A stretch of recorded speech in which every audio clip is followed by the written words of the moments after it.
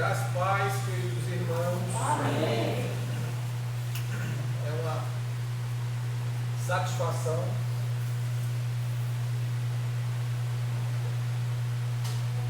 mais uma vez podermos comentar a palavra de Deus com a igreja. Visto que, como falei a semana passada, eu estava há mais ou menos uns 15 dias a 20 dias estudando o outro assunto que a gente concluiu sobre atraindo as bênçãos de Deus para a nossa vida. Nós falamos durante 3 semanas sobre as questões dos dízimos, ofertas, das primícias. E aí eu me deparei com este assunto. E eu lembrei-me que este mês eu estou escalado nos 5 domingos do mês. Tive esse privilégio, né? Dado por Deus e pelo irmão Jó. Me escalou os 5 domingos do mês. Não é? E me surpreendi ao encontrar esse assunto. Durante 37 anos que tenho como crente, como cristão, eu nunca tinha tido conhecimento sobre isso que vou falar. Não no sentido geral, né? Mas da pessoa especificamente que nós iremos tratar, que é a vida do pai do nosso irmão Abraão.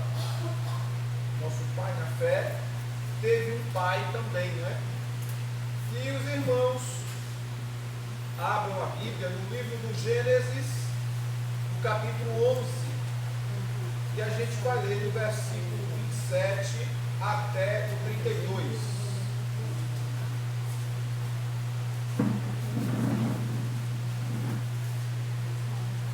Todos acharam?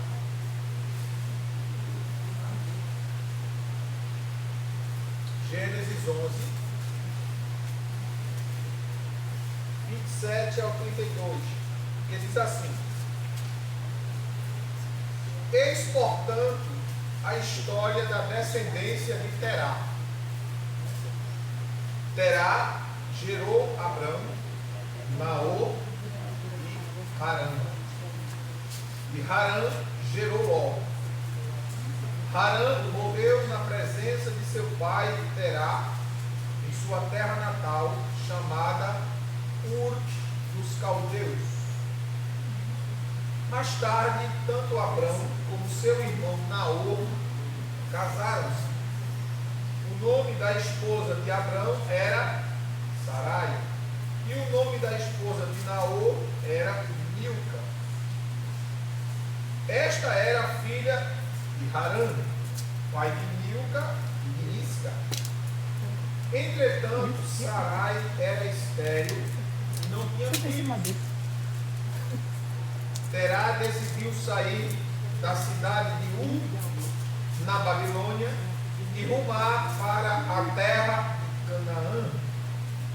Tomou seu filho Abrão, seu neto Ló, filho de Harã, e sua nora Sarai, mulher de seu filho Abrão, e todos juntos deixaram Ur dos Caldeus. Mas havendo chegado em Harã, ali ficaram morando. E Terá morreu em Harã com a idade de 205 anos. Amém?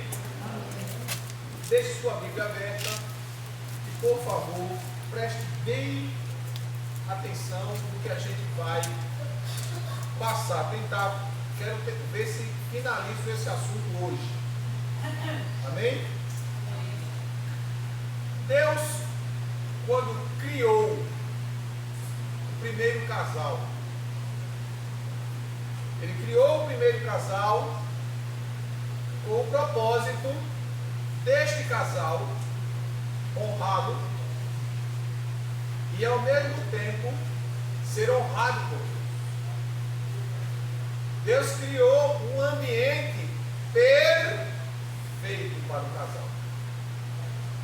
Deus proporcionou tudo do bom e do melhor.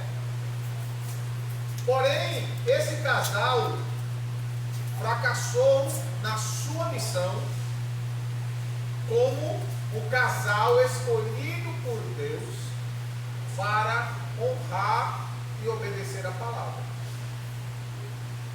Não é? Por meio deste, a palavra de Deus foi duvidada, desonrada, e em consequência disso veio a queda do homem. E Deus novamente investe na família.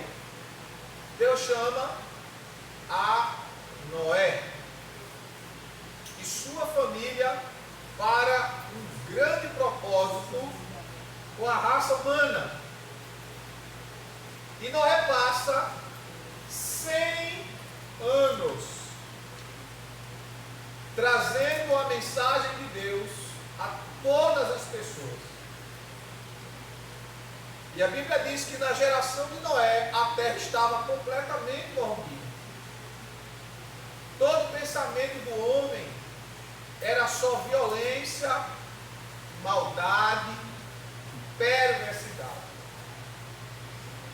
E diz a Bíblia que Deus disse que não iria mais contender com o homem.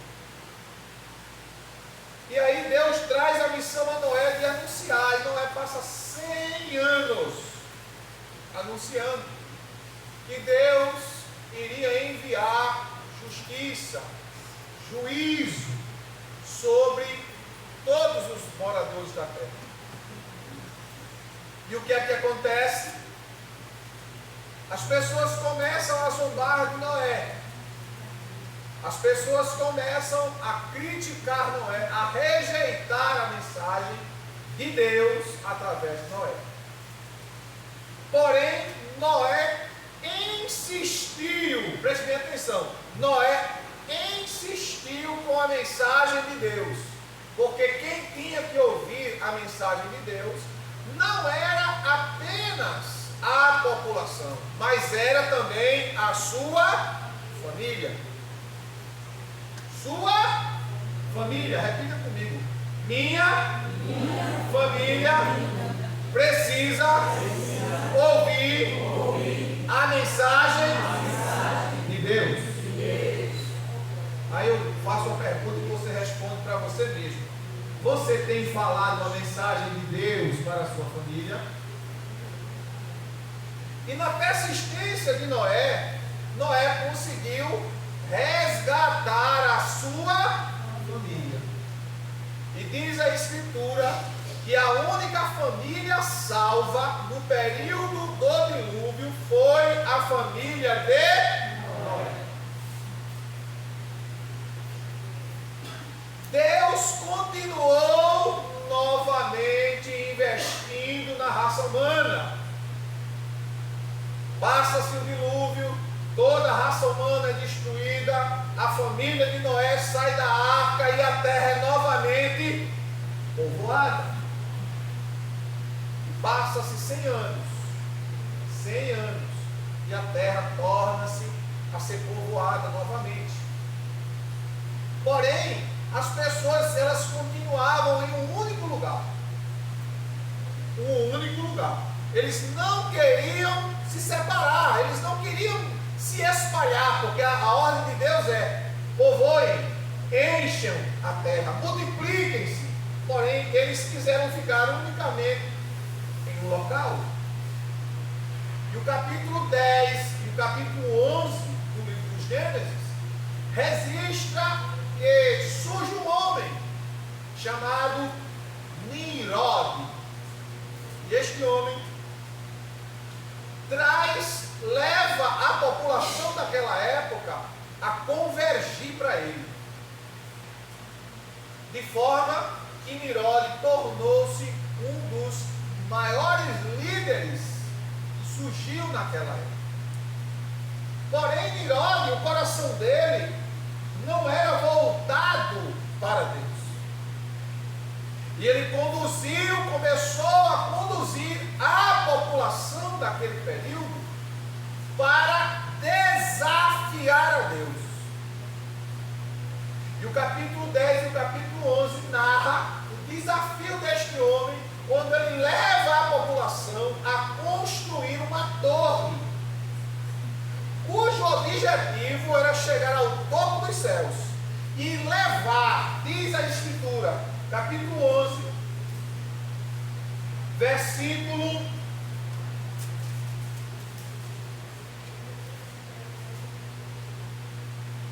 3 em diante. Capítulo 11 do livro do Gênesis, versículo 3 em diante. Combinaram uns com os outros, vindo, façamos tijolos, cozinhemos-los ao fogo. O tijolo lhe serviu de pedra e o betume de argamassa. E decidiram mais, vindo, construamos uma cidade e uma torre cujo ápice penetre nos céus. Dessa forma, nosso nome será honrado por todos e jamais seremos dispersos pela face da terra. Eles não queriam se espalhar, eles queriam ficar localizados. E o objetivo da construção da torre era enaltecê-los, enaltecer a sua capacidade de conquista, enaltecer a sua capacidade de desafiar a Deus. Quem pode desafiar a Deus, irmãos? E ficar impune? Tem muita gente que desafia e acham que vão ficar impunes, e não vão.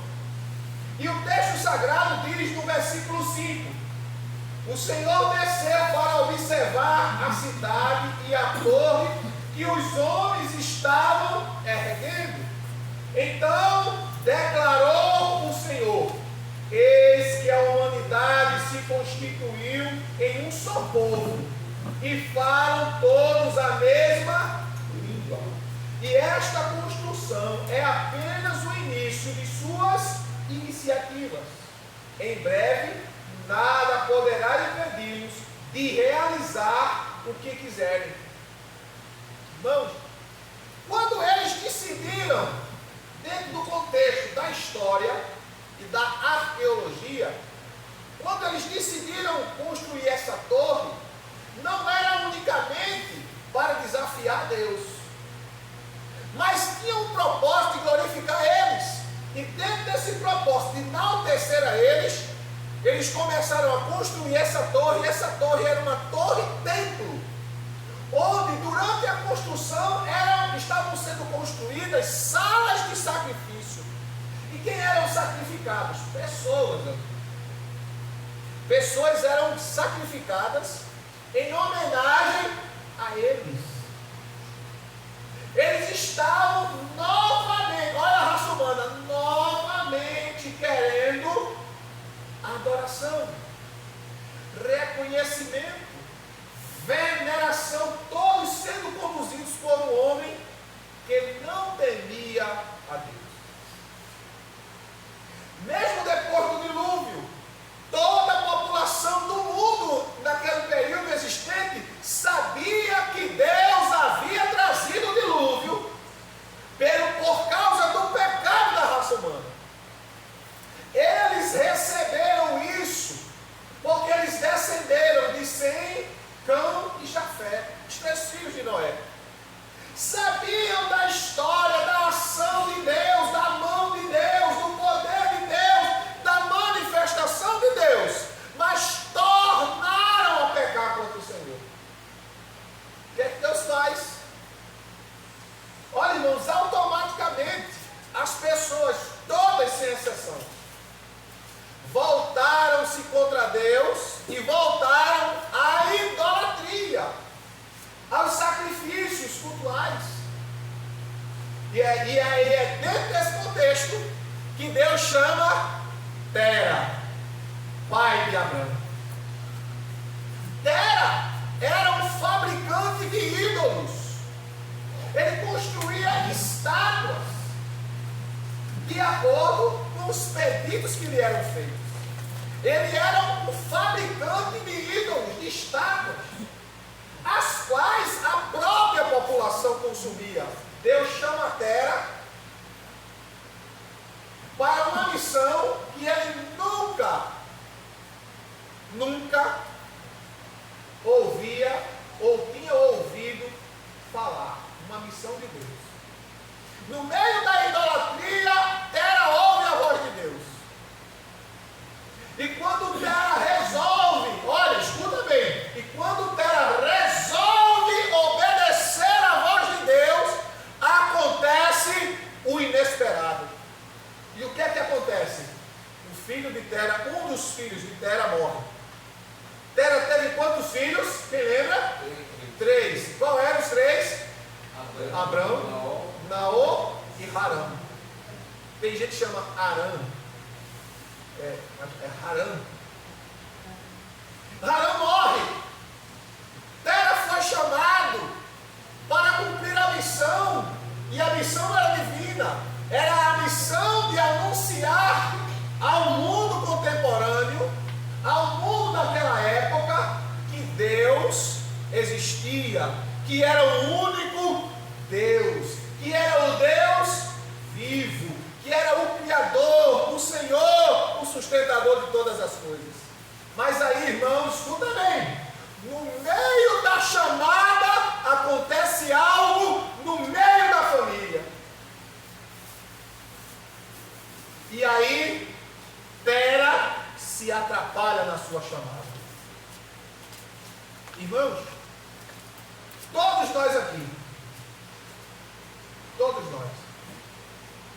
fomos chamados por Deus dentro da nossa família.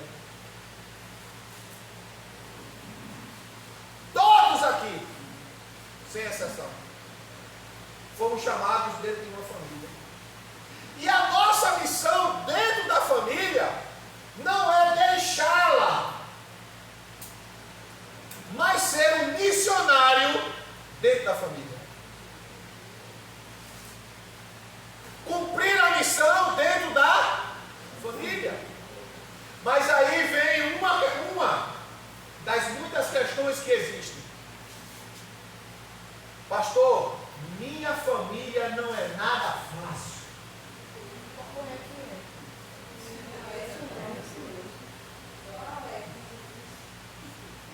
Minha família não é nada fácil. Aí eu faço a pergunta: qual é a família perfeita que existe?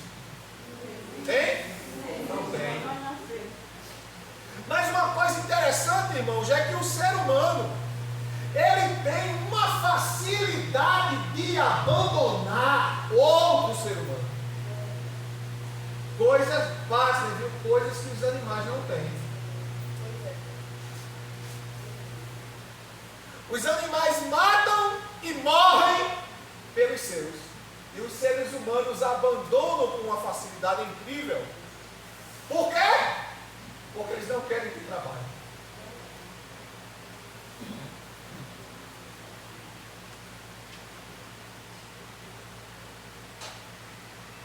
É mais fácil você cuidar de um cachorro, de um cavalo, de uma galinha, de um pato, de um ganso. Você cuida tanto que eles ficam perto de você, não deixam você, obedecem você. Aonde você for, eles vão.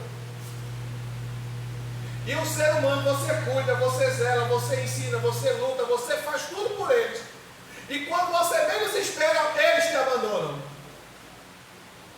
Eles não reconhecem o que você faz por eles. Agora, é evidente que eu não estou aqui generalizando. Mas aí, irmãos, dentro da chamada de Tera, acontece uma tragédia na família. E qual foi a tragédia? O que é que acontece na família de Tera? O seu filho, Harã, morre. Qual família não tem um problema? Qual a família que não tem um acontecimento que aprenda, que choque, que confronte, que a paralisa. É difícil não ter.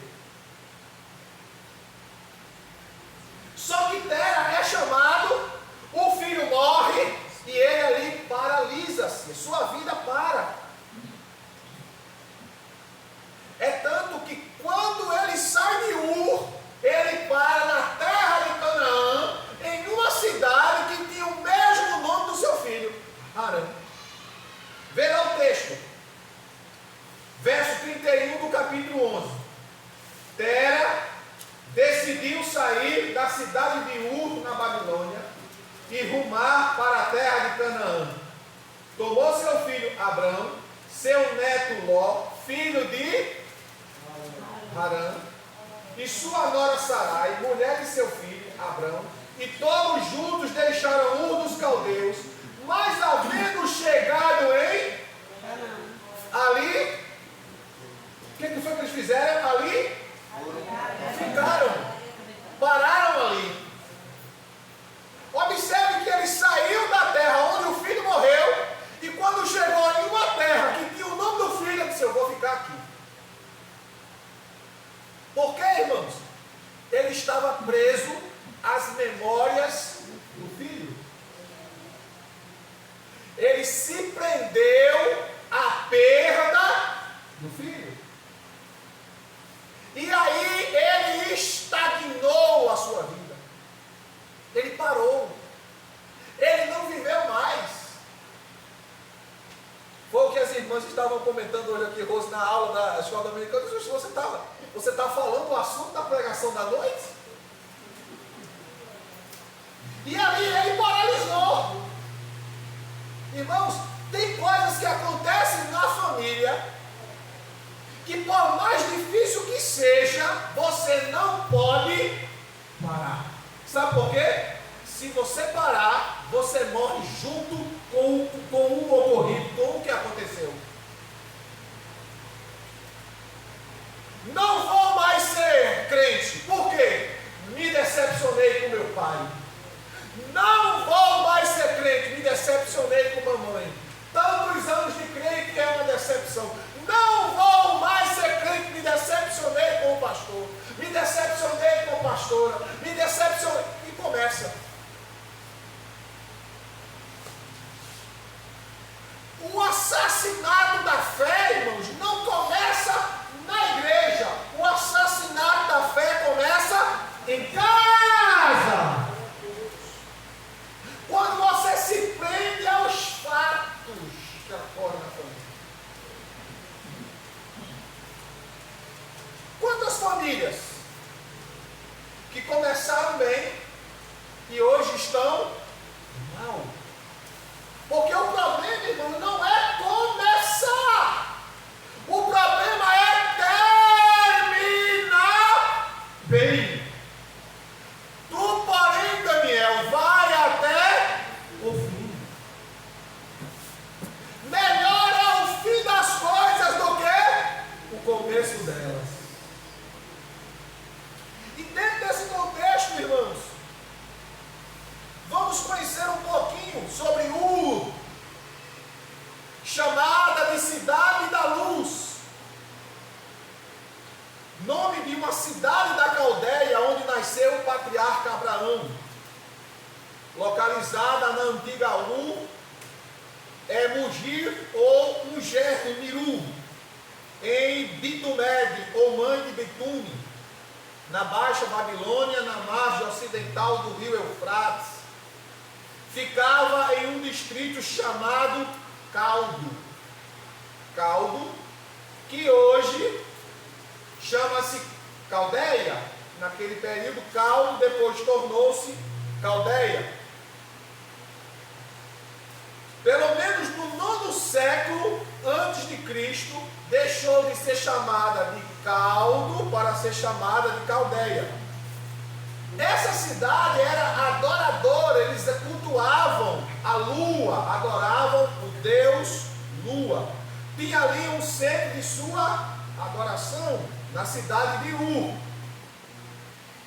Era uma das cidades mais antigas do sul da Mesopotâmia, perto de onde o rio Eufrates deságua no Golfo Pérsico.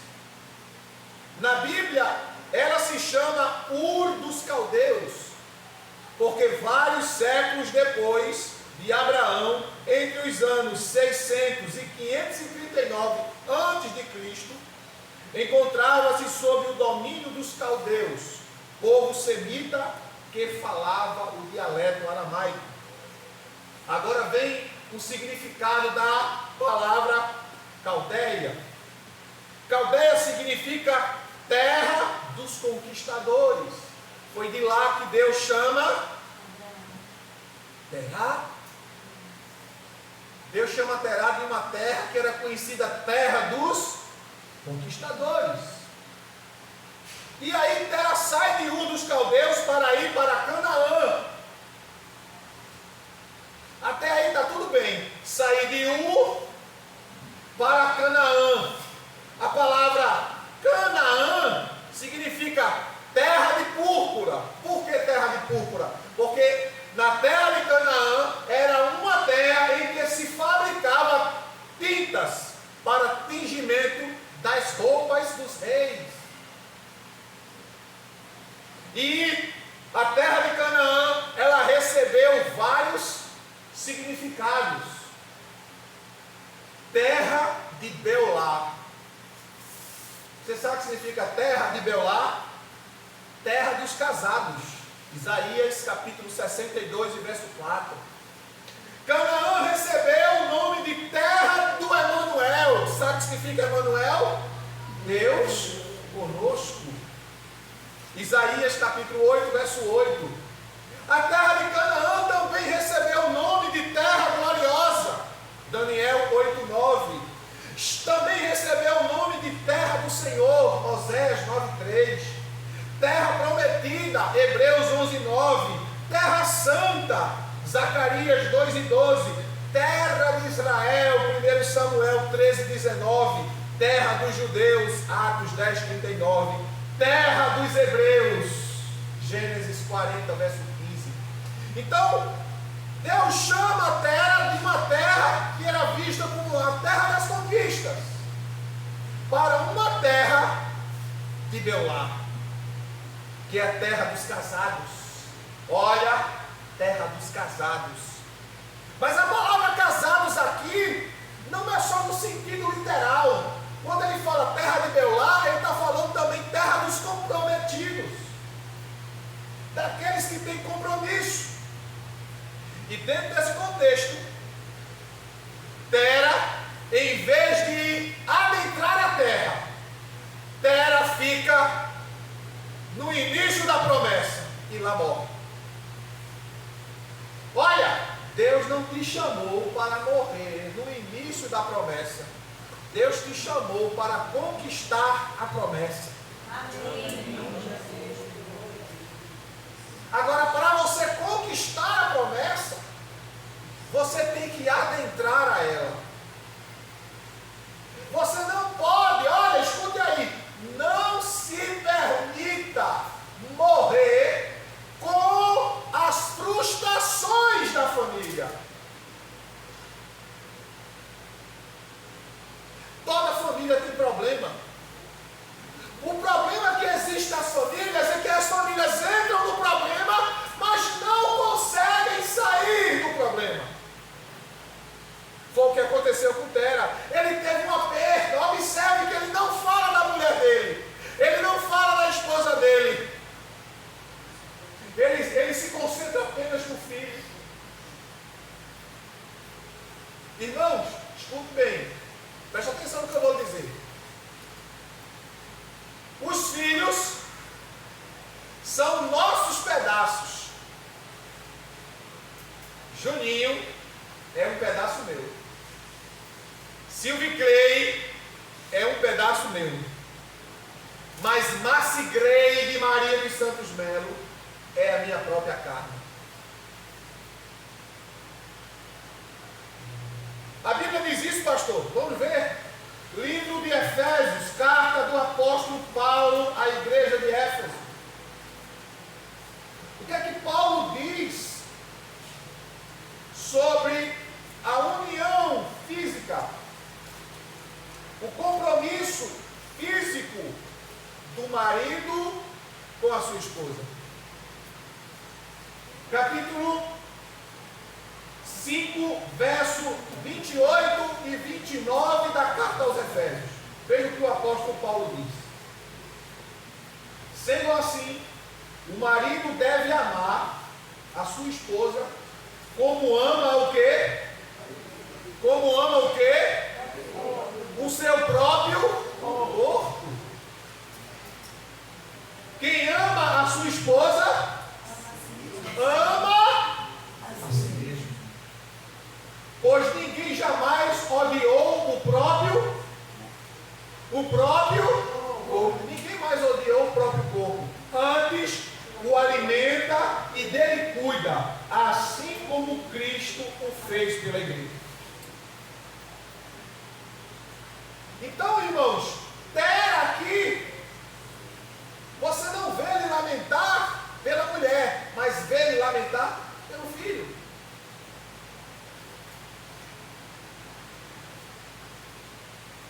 Quantas vezes nós tiramos as coisas do lugar dentro da própria casa? Dentro de uma família, cada um tem o seu papel. E quando nós quebramos o papel do outro, toda a família ela é desestabilizada. Quando o marido não cumpre o seu papel, toda a família é desestabilizada. Quando a mulher não cumpre o seu papel, toda a família é desestabilizada e assim sucessivamente.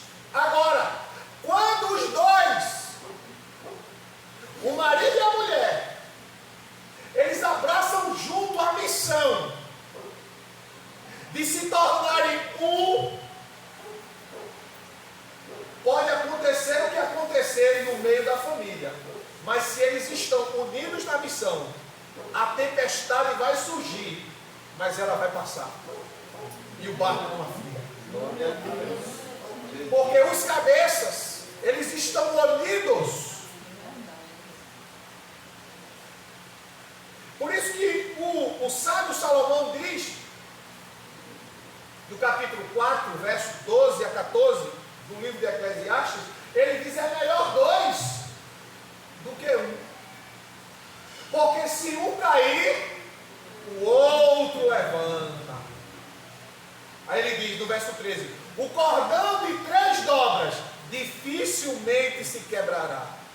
Olha, como é que ele diz 2, depois ele fala que o cordão de 3. Quem é o terceiro? É Jesus. Ele é a corda mestre da relação.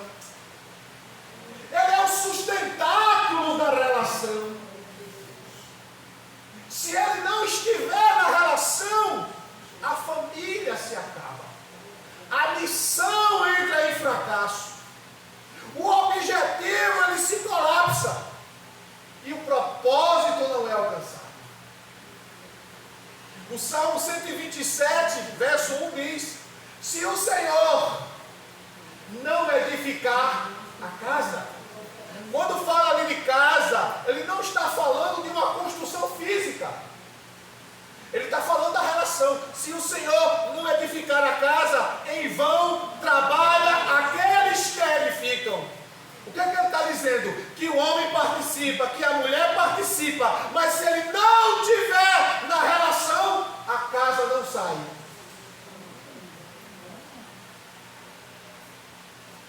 Por isso que hoje, os que são jovens, os que são recém-casados, e os que já têm um casamento antigo, os que não são casados, mas que vão casar, em nome de Jesus. Eu quero fazer casamento aqui, amém?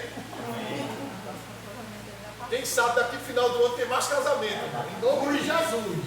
Ô glória! É não, irmão Jorge? Ô glória!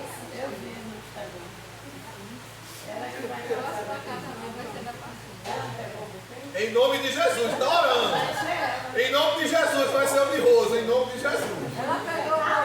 Toda a igreja está orando, viu? Não é? O fundamento é Cristo. O fundamento é Deus. Lembra lá do Éden? Todo dia Deus vinha falar com quem? Com o casal. Com o casal.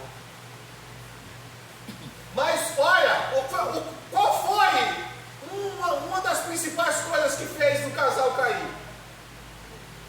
Pararam de estar juntos para ouvir a voz de Deus. Pararam de estar juntos para a chegada de Deus. Deus chegava no jardim no final do dia, e aí? Como é que está, Adão? Como é que está? Deus, foi um dia maravilhoso. Foi trabalhoso, mas foi glorioso. Conseguimos hoje catalogar não sei quantos animais. Os meninos deram trabalho, mas o jardim é grande, dá para eles correr. Dá para eles brincar à vontade. Deus preparou um ambiente perfeito. A gente escuta muitas pessoas dizendo, não está dando certo. Por que não está dando certo? Tem alguma coisa que você está fazendo errado. Faz errado, aí diz assim, Deus restaure. Não é só Deus que vai restaurar. Deus tem que estar no centro, para que no centro, o ápice do calor da dificuldade, Deus como centro vai sustentar os lados. Vai sustentar os lados. À sua direita está o homem, à sua esquerda está a mulher. Deus está no centro. Irmãos, eu tive uma experiência que eu nunca vou esquecer. Eu já contei aqui algumas vezes para alguns irmãos de um caso que aconteceu comigo. Satanás armou uma emboscada para me derrubar. Cleide estava grávida de Juninho, estava com poucos meses de gravidez. Eu tinha uma barraquinha dentro da favela. E lá dentro dessa favela, muitos clientes, né? A gente não sabe, a gente não conhece o coração de ninguém. E duas Dalila armaram para me pegar. Armaram mesmo. Elas se combinaram. A barraca, ela tinha uma porta que ela abria para fora. Então quem vinha de baixo, eu não via. Quem via? Quem estava subindo. E quem descia de cima, eu também não via. Porque eu ficava dentro, a porta, ela não tinha janelas laterais também. Era um caixote de tijolo e cimento. Eu não via nem quem vinha, nem quem subia, nem quem descia.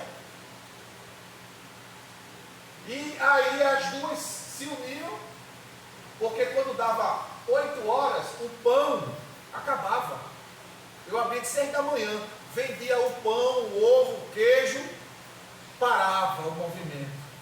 O que era que eu fazia? Atrás do balcão tinha uma cadeira de balanço. Eu me sentava e esticava as pernas para descansar. Porque quando dava 9 horas, 9h30, começava o movimento. Comprar galinha, o pessoal começa a chegar para comprar galinha, comprar verdura, comprar polpa de fruta, comprar fruta e assim vai. E aí elas já eram clientes antigas, já sabiam como se processava. O irmão, quando termina o movimento, senta na cadeira de balanço e vai cochilar. É aí que a gente entra e pega o irmão. De surpresa. E aí eu não estava sabendo de nada. Quando é de noite, eu já tinha recebido umas propostas que eu me dava uma de doido, né? Sabe o que é que você dá uma de doido, dá uma de surdo, mudo e cego? Eu fazia de conta que não estava vendo nem ouvindo nada. Quando é o dia de noite, cheguei em casa, eu não falei nada para a Cleide. Não falar nada para ela não ficar uriçada, com raiz eu vou. Eu liguei, tá, nega, agora vai botar as canelas, funcionar. E quando cheguei de noite, a gente tinha o hábito, o quarto da gente era grande, não era miudinho como o que a gente mora hoje. Então ela dobrava o joelho de um lado da cama, eu do outro lado da cama, a gente estendia os braços por cima da cama e eu pegava na mão dela, ela na minha. A gente começava a orar. Todo dia. E nesse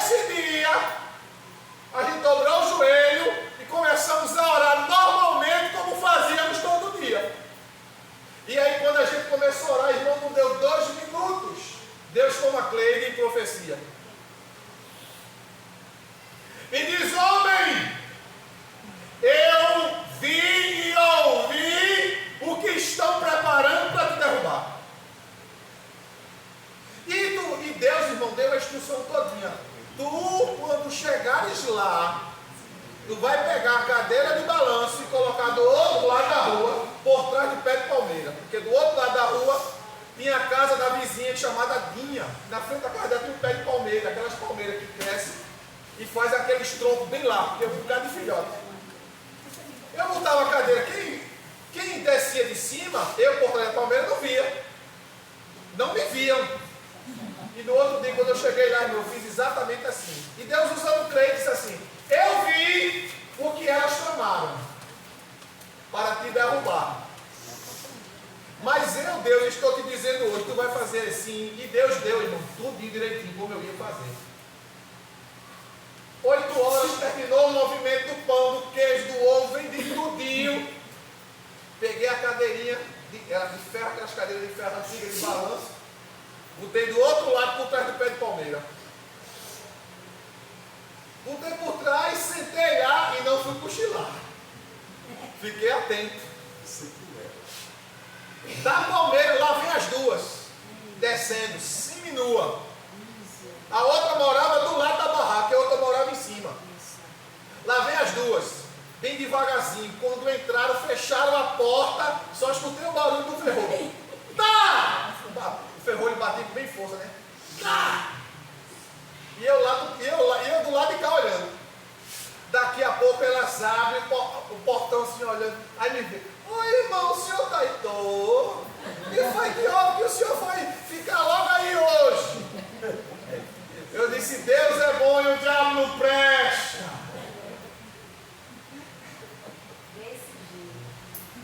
Irmãos, a bênção da família está no Criador dela.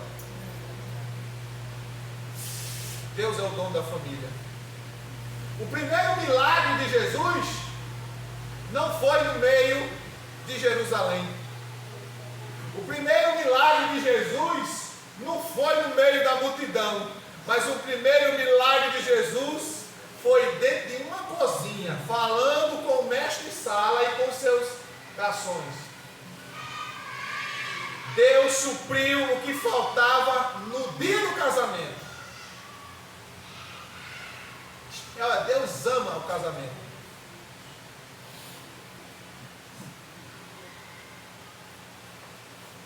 Deus ama agir no casal. E o diabo sabe disso, ele faz de tudo para você paralisar-se ou se paralisar no seu casamento. Pastor, se você não sabe que é meu marido, se eu souber, eu não resolvo. Mas se você pegar 1 Coríntios 11 e for falar com o cabeça do seu marido, aí o cabeça do seu marido vai fazer ele ter dor de cabeça. Quem é o cabeça do seu marido? Cristo. Fale com ele, que você vai ver o dono dele pegar o seu marido pelos cabelos, como pegou Absalão, como pegou Ezequiel. E quando Deus pega bem pegado, e não solta não, não escapa não. Se não morrer, vira profeta. Pode ter certeza, quando Deus pega pelos cabelos, se não morrer, vira profeta. Absalão morreu, mas Ezequiel virou profeta. E aí eu pude ver o zelo de Deus. Sabe o que aconteceu depois, irmão? Elas duas continuaram indo lá, comprando. E o nome de uma era Maria e Fátima. Sim, irmão, como era que tu sabia que a gente vinha? Eu disse: tu crê que Deus fala? Ela disse: Deus fala, eu disse: fala. Aí eu disse: Deus me contou assim, assim, assim. Quando eu contei tudo o que Deus tinha dito, ela não era crente. Quando eu contei para ela tudo o que Deus tinha dito que ela ia fazer, ela ficou paralisada com as mãos no balcão. Sabe o que aconteceu? Ela se converteu. Maria de Fátima se converteu. A outra não deixou até de falar comigo. Graças a Deus. Mas Maria de Fátima se converteu. Deus conhece os segredos ocultos e escondidos. E os segredos ocultos e escondidos, eles são revelados em família. A palavra família no latim significa casa fechada. Você tem que fechar a porta do quarto e resolver lá. Botar para fora. Vomitar tudo um diante do outro. Vai doer, vai chorar, vai espernear, mas tem que ser resolvido. Tem que ser dito, tem que ser falado. O que foi que Tera fez? Não resolveu. Se entregou a uma situação que aconteceu na família. O que foi que aconteceu com ele? Perdeu o ministério. Perdeu a chamada. Perdeu a bênção. Perdeu a promessa. Recebeu a promessa, mas não desfrutou da promessa. Por quê? Entrou em Canaã. Quando chegou em Arã, se estabeleceu ali. E ali morreu. Porque focou no problema. Não foque no problema, meu filho. Foque naquele que resolve o problema. Foque na promessa de Deus. Para a sua casa, para a sua vida, para a sua família. Canaã era o propósito de Deus para a família de Tera. Mas a prisão emocional deixou Tera sem sentido de prosseguir. Ou quantas vezes você, rapaz, eu não aguento, olha, estou no limite, Deus. Eu não aguento mais. Vou desistir. Desista não. Tem uma promessa para você alcançar. Desista não. Tem uma grande bênção, tem um grande milagre para ser realizado na sua família. E depende de quem? Depende de você. Não, depende de Deus, depende de Deus. É evidente para a concretização da promessa. Mas depende da sua atitude diante daquilo que acontece. Isso tanto pode acontecer com o homem, como pode acontecer com a mulher. Olha, Deus havia chamado Tera para mudar de vida. Deus havia chamado Tera para uma grande promessa. E ele perdeu a vida. Ele perdeu o sentido da vida, ele perdeu o propósito da vida, porque ele fixou-se em Arã. Quem era Arã? O filho. Perdi meu filho. Perdi meu sentido da vida. O sentido da vida não está no teu filho. O sentido da vida está em Deus. Como também não está na tua esposa, nem está no teu marido, está em Deus. Porque Deus é o autor da família, Deus é o autor do casamento. Deus é o autor de toda a estrutura familiar. E como eu disse no começo, se cada um cumprir seu papel, tudo funciona perfeitamente. Nada dá errado. Sabe o que significa, irmão, Harã? Sabe o que significa a palavra Harã? Significa ressecado. Quando você fica focado em Harã, você resseca, você perde a vida. Foi o que aconteceu com Tera. Deus não deseja que a gente seja paralisado por nada que esteja acontecendo. O desejo de Deus é que a gente prossiga, independente do que está acontecendo. O teu alvo tem que ser Jesus. O teu foco tem que ser Jesus. O teu objetivo tem que ser Jesus. Teu alvo é Jesus. Olha o que Paulo disse: deixando as coisas, prossigo para o alvo. Eu não posso parar. Eu tenho um alvo. Meu alvo é Cristo. Lembra do reino? Buscar em primeiro lugar o Deus cuida das outras coisas. Quando você centralizar Jesus na sua casa, tudo vai se resolvendo, meu filho. Os demônios vão saindo, os espíritos malignos de prostituição, de mentira, de engano, vai sair. Deus vai começar a sarar a terra. Deus vai começar a trazer restauração. Agora, tem que sentar, tem que falar, tem que confessar, tem que abrir a boca, confessar as vossas culpas uns aos outros, para seres curados, sarados. Isso tem que ser, não só ser na igreja, isso tem que ser também em casa.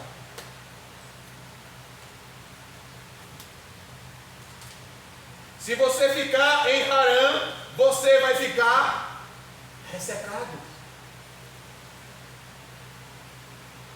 Você vai morrer. Tera morreu com uma idade muito boa em relação a que nós vivemos hoje.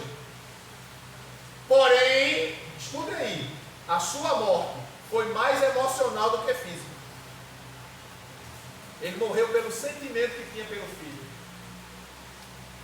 Amarás o Senhor, o teu Deus, de todo o teu entendimento.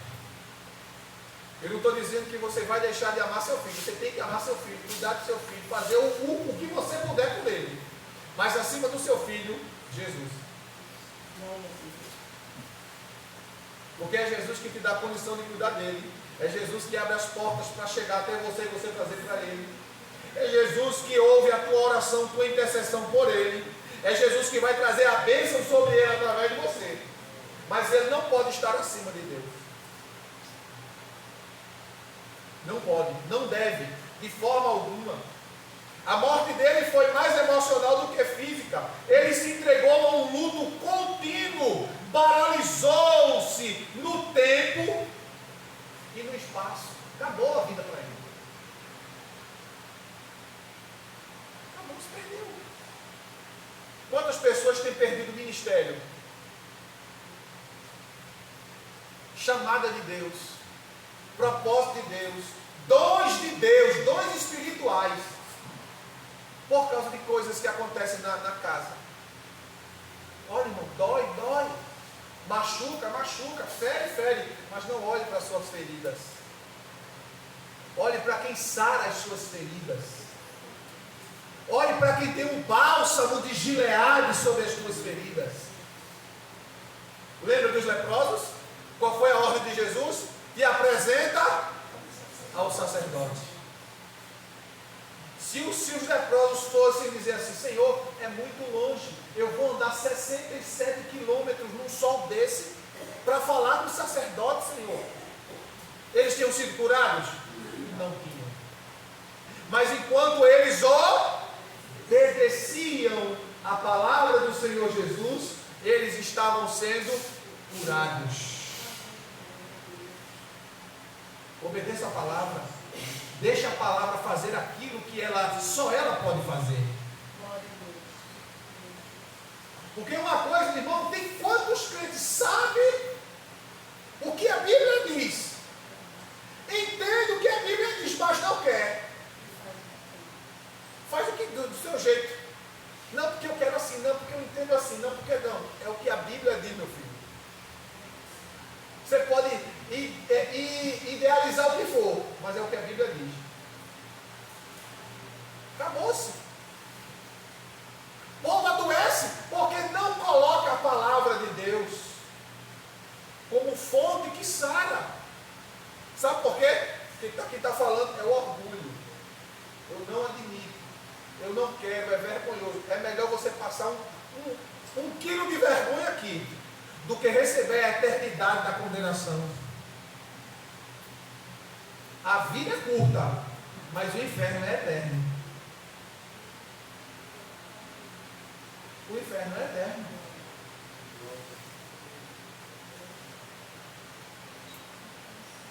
Na Bíblia, os caldeus são descritos como o povo que destruiu Jerusalém e são também chamados de novos babilônios, apesar de serem citados no livro sagrado do cristianismo.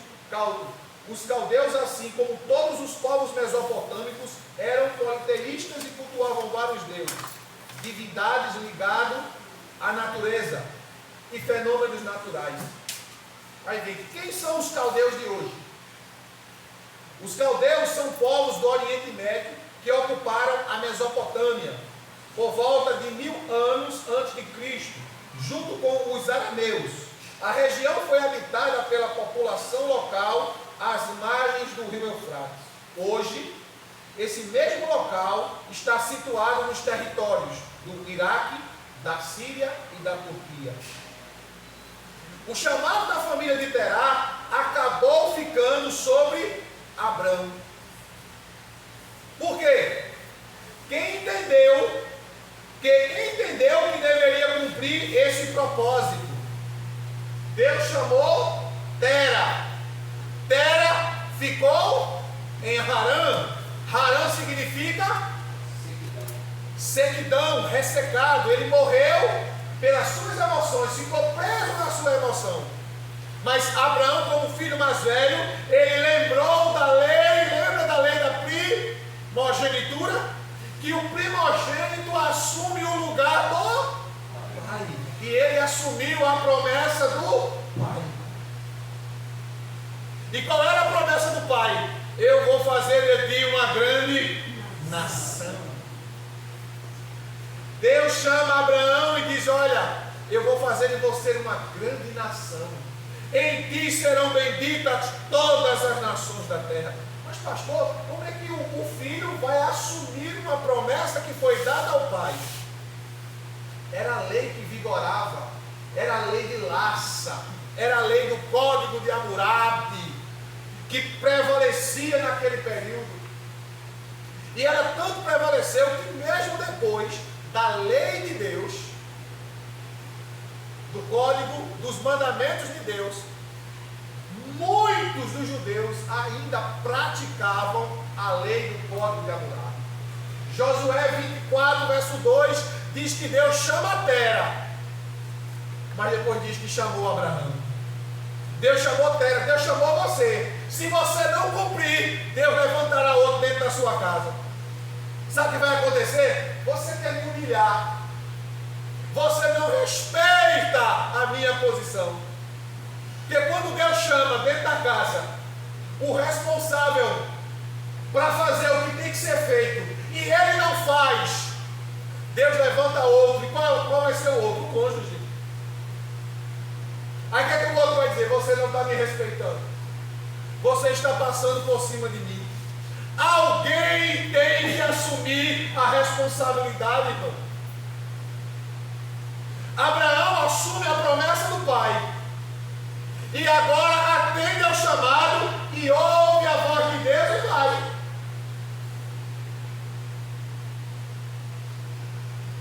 E isso era tanto no âmbito físico, quanto no âmbito espiritual. Abraão, quando sai, a primeira coisa que ele faz é edificar um altar. Abraão saiu, obedeceu, caminhou e no meio do caminho, a Bíblia diz, e Abraão edificou um altar ao Senhor. A porção de Deus sobre a vida de Abraão foi dobrada, foi maior do que a de Tera. Por quê, irmãos?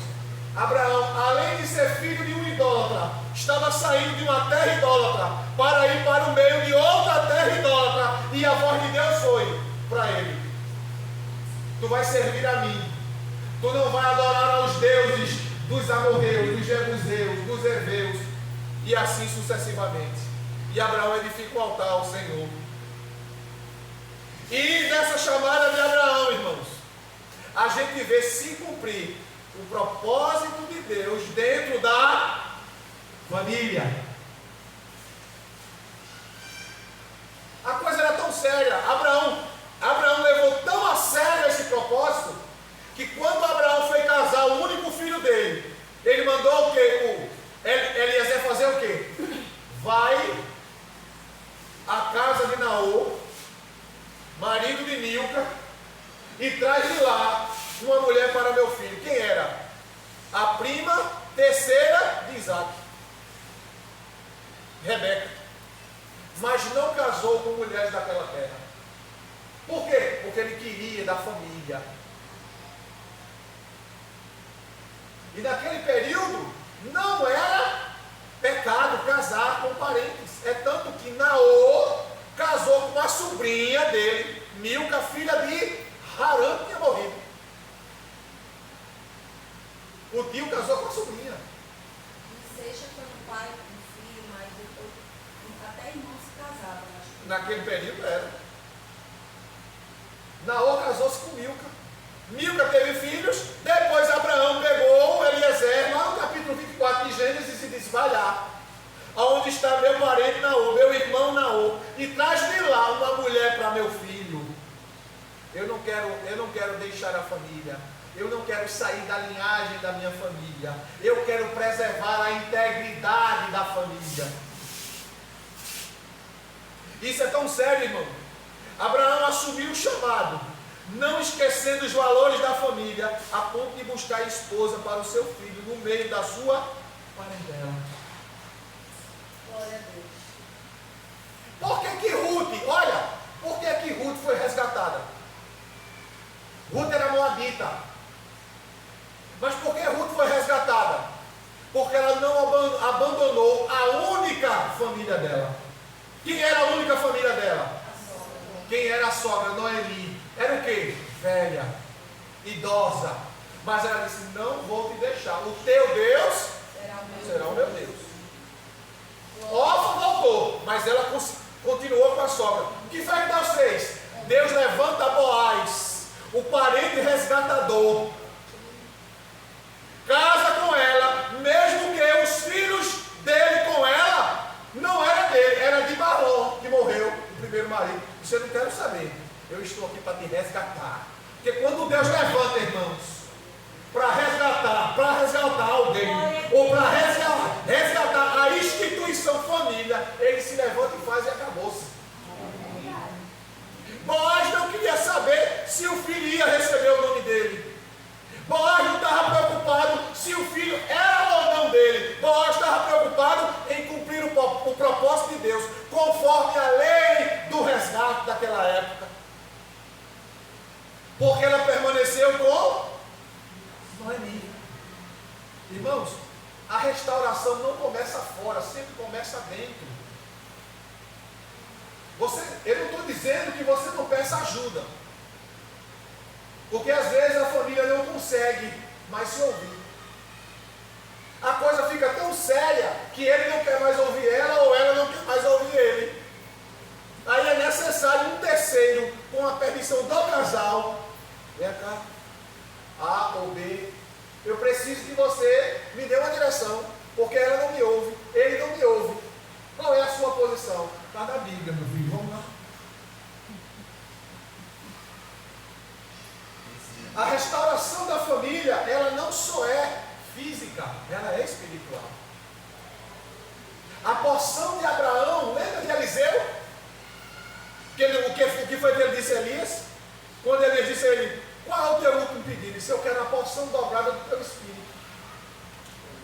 Se tu me ver, tu recebe. Era lei. Eliseu recebeu porção, Abraão recebeu porção dupla. Tanto no aspecto físico, como no aspecto da promessa. E Abraão se tornou a referência em família. Todas as famílias da terra serão benditas em ti. Glória a Deus. Glória a Deus. Como é que está, olha, como é que está a tua família como referência para alguém? Não é para você me responder, é para você pensar. Como está a sua família para referência para alguém?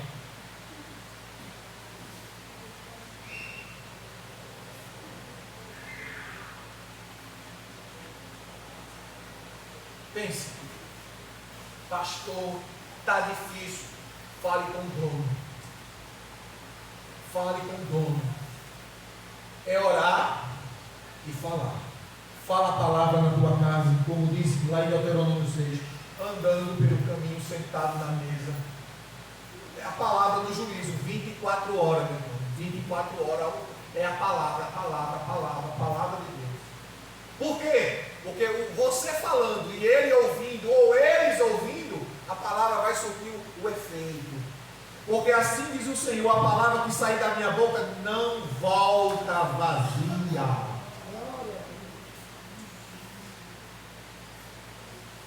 É trabalhoso? É.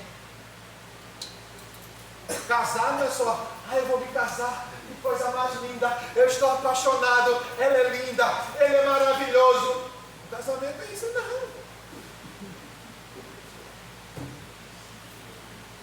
Quando você vê que quando ele sua, o suor não é muito cheiroso, você vai dizer, rapaz, vai tomar banho.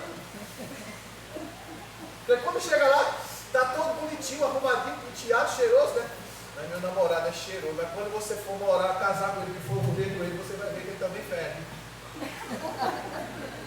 Você vai dizer, meu Deus, tu é tão cheiroso. Você via ela, estava lá toda arrumadinha, penteadinha, mas quando você de manhã acordar e ver, my God, o que é isso, meu Deus? É a realidade.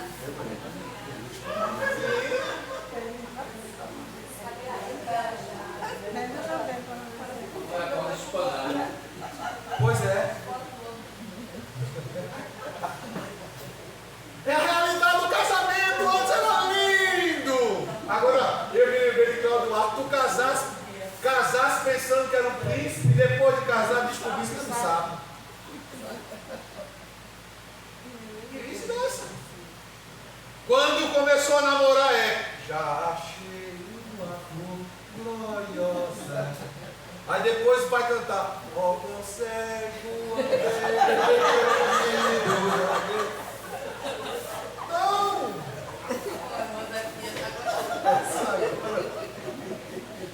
Vocês estão achando graça, mas é a realidade, irmão. É a realidade. Não perca a promessa. Não pare em Harã.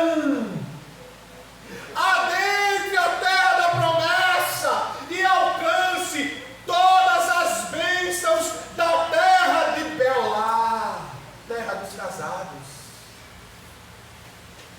Para a gente finalizar, 1 Timóteo, capítulo 5, para a gente encerrar. 1 Timóteo, capítulo 5.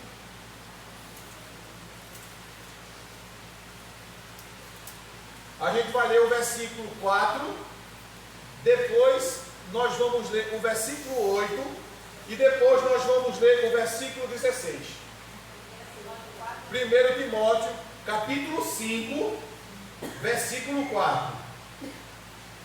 Todavia, se alguma viúva tiver filhos ou netos, que estes aprendam primeiramente a colocar a sua fé em prática, zelando por sua própria família. Olha, colocar a fé em prática é zelar pela família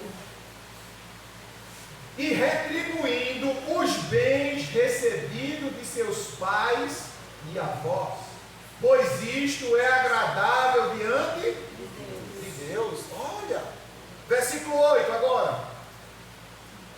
Contudo, se alguém não cuida dos seus, especialmente dos de sua própria família, este tem negado a fé e se tornou pior que um descrente. Verso 16. Se uma mulher crente tem viúvas em sua, esta deve cooperar com ela. Ou seja, o que ele está dizendo? Que nesse período aqui, tinha muita gente, muita mulher viúva. E eles queriam trazer a responsabilidade de cuidar das mulheres viúvas, trazer para quem? Para a igreja. Aí Paulo diz assim, não é responsabilidade da igreja, é responsabilidade da família.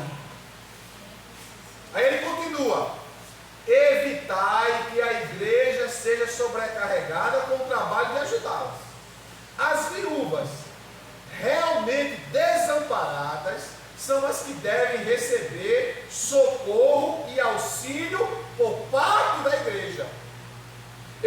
aqui? Aquelas que estão desamparadas, que não têm família, que não tem ninguém por elas, a igreja abraça para ajudar. Mas se tem parentes, como a gente viu no versículo 4, filhos e netos, socorram os seus parentes. É assim que a Bíblia diz. Porque isso deve ficar na família. Como é que uma pessoa pode dizer, eu amo a Deus, mas aborrece seu próprio parente? Aborrece seu parente. Seu parente está passando. Ela procurou, ela que paga o preço dela. Não foi ela que quis? Eu aconselhei tanto, mas agora procurou, agora vai sofrer. Não. Vá lá, ajude, sem murmurar, sem passar em rosto. Porque fazendo assim, você estará propagando a sua fé. Em ti serão benditas todas as famílias da terra. Amém? Amém? Que Deus em Cristo nos abençoe e que você guarde esta palavra, porque o primeiro campo missionário é a sua